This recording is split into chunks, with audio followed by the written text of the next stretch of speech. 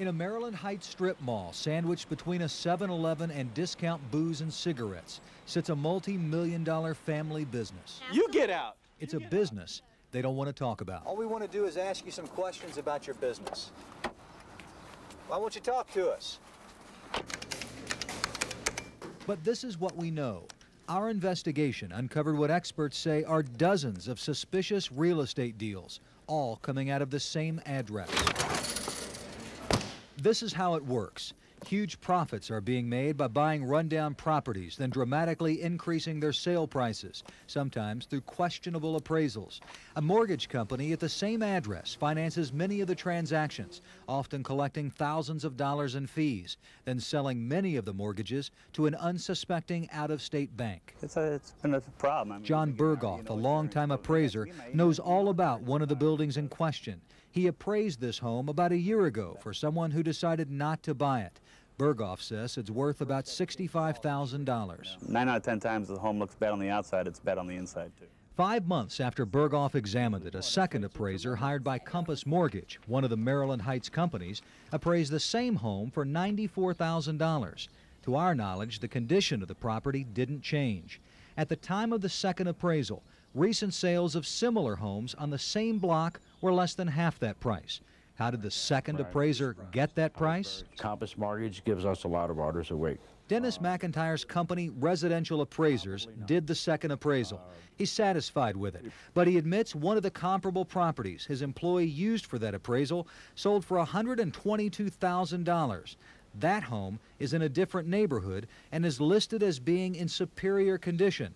The home his appraiser examined is average at best. I run an honest appraisal business. I have honest people working for me. After getting that appraisal, Voyager Properties, which is owned by the same people who run Compass, bought the building for $50,000, then sold it the same day for $90,000, a $40,000 profit.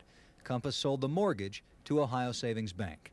Voyager also bought this 4-unit apartment building for $58,000, then sold it the same day for $100,000, a $42,000 profit.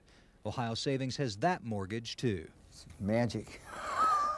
Fred Kratke, a former president of the Missouri Board of Realtors, says he hasn't seen a string of transactions like these in more than a decade. Back then, he says banks foreclosed on buyers who didn't make the payments on overvalued properties. And the whole thing went under because they didn't have the value in the property. So they were just skimming the money off the top. Could that happen again? In December 1999, Harbor Realty, another one of the companies in question, bought this apartment building for $50,000, then sold it a few days later for $81,000. The buyer, who was not connected to the company, unloaded it more than a year later, barely breaking even. He sold it to Joe Pagano, a loan officer at Compass Mortgage, which is based out of the same office as Harbor Realty. Then Pagano sold it the same day for $150,000. Compass financed the deal and sold the mortgage to Ohio Savings.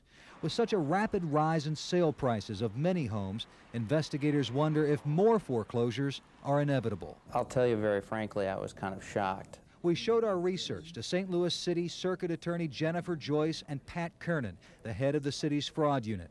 They believe these kind of transactions could undermine a resurging St. Louis real estate market. The fact that properties are sold on the same day to the same people involved, usually those are things that allow enforcement agencies to pick up on this sort of fraud. I think what we have here is people who did not count on all of these documents being put on the same table and be able to compare the trail as to what's going on. The circuit attorney immediately launched an investigation. I'm very concerned by what you showed me today.